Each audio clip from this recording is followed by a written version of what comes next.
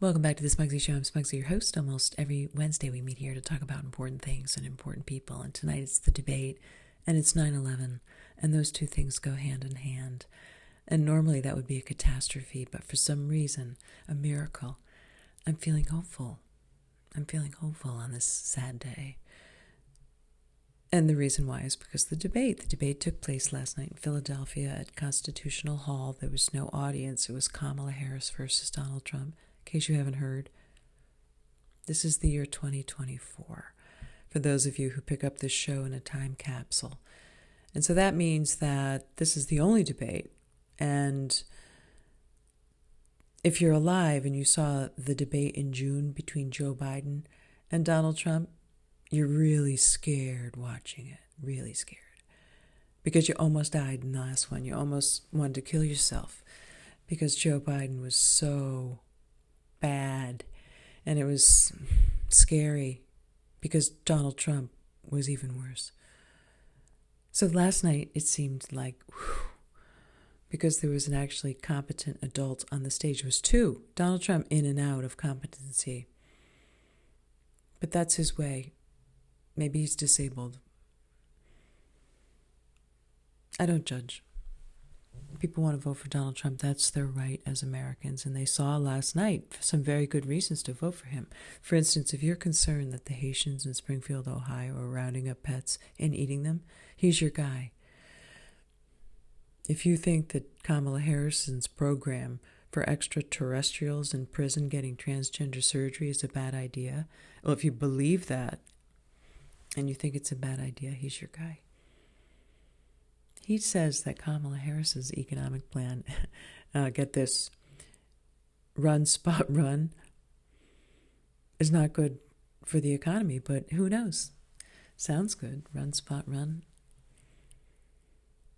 The bottom line is that she kicked his ass. It was a master class in how to kick ass. And she did it beautifully, and she looked good. And she not only kicked him around, all around, up and down rope-a-dope, but she humiliated him, undressed him slowly, telling him, look, I talked to all the generals all around the world. They all think you're a disgrace. They laugh at you. I mean, imagine Trump hearing that. That guy, that ego. Yeah, he shriveled. It was good for him. It was good. I think it was a catharsis that he needed. It was a slap outside the head. It was a spanking. And he loved it. He loved getting spanked by Kamala Harris. Nanny. Bend over, young man. Except it's old man. The point is that it changed him because today at 9/11,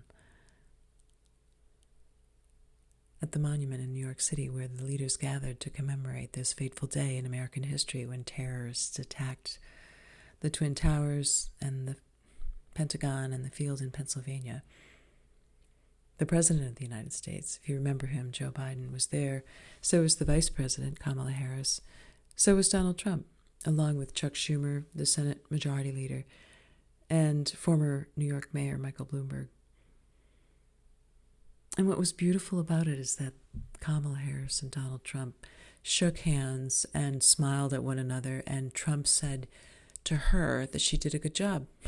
And she did. She kicked his ass. But in that moment,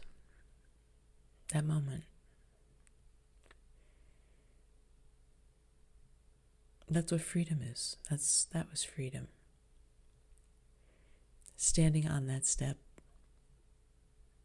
on that street that had been bombed, that had been the site of, 3,000 deaths? These two people who are battling out for the most powerful position in the world, probably in the history of the universe, we think, as far as we know. If only we could get the documents about the UFOs, we'd know more. But for now, it's us. We're the power mongers. And those two, Kamala Harris and Donald Trump, are fighting it out. And it's been a dirty, nasty sort of election. It's been sort of a dirty, nasty electorate. It's been kind of dirty everywhere you go. Everything's kind of dirty and grungy. And I think what people are longing for is a little sparkly, a little sunlight, like Kamala Harris, Donald Trump on stage shaking hands, baby. So I guess there's hope. And I think since Kamala now is maybe in the lead, assuming she wins, she might not win. Donald Trump could win. It's close. It's a very, very close race. And a lot could change. A lot keeps changing. I mean, think about all the plot twists so far. Joe Biden, almost dies, falls asleep at the debate, then drops out. Donald Trump gets shot. Kamala Harris takes off like a rocket. Now they had this debate last night. Well, who knows what could happen? Anything could happen. We'll see. But if Kamala Harris wins, and Donald Trump actually is not a sore loser, which at least he appears not to have been a sore loser about losing the debate last night, because he did lose. He lost big. He got crushed. Oh my God, crushed. I mean, stomped on, ripped apart. And the people who blame the moderators, oh my God, Jesus, Trump had more airtime than anyone. You know, he just couldn't make the case. He couldn't cough up the juice.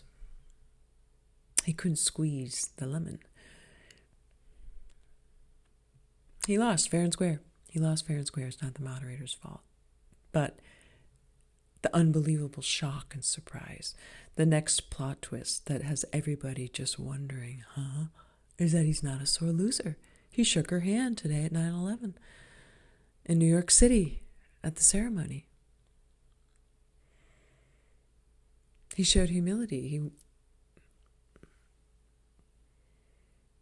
He showed the side that people who love Trump love.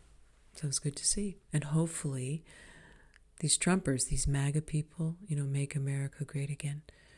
Well, hopefully they saw a little bit of what Kamala Harris brings to the table. She's not going to take any BS from Vladimir Putin. And she's not going to have Viktor Orban as the only guy on her side. Like Trump, he was asked to name world leaders who might support him, and that's who he came up with. This guy from Hungary who's like a dictator. Viktor Orban, that's who you come up with? That's like coming up with I don't know. Who's somebody who supports you in business? A criminal? I can't even think of any big financial criminals right now because none of them go to jail. Martha Stewart, is that the biggest financial criminal you can think of? I know. Dershowitz? No. Who went to jail on Enron? I can't even remember his name. It's pathetic. You know why? Because the prisons are filled with, I guess, migrants who need transgender surgery. It all comes together. There could be more plot twists. We don't know what's around the corner, but you know that you have a friend here on the Smugsy Show to help figure it out, to help point you in the direction of the light, because that's where we go. We follow the light. We follow the truth, the facts. And the truth is Donald Trump got his ass kicked last night, and he deserved it. He loved it. And it's good for him. It's good for us. It's good for the country. It's good for the world. God bless America. And until next time, this is Smugsy Girl signing off. Take care.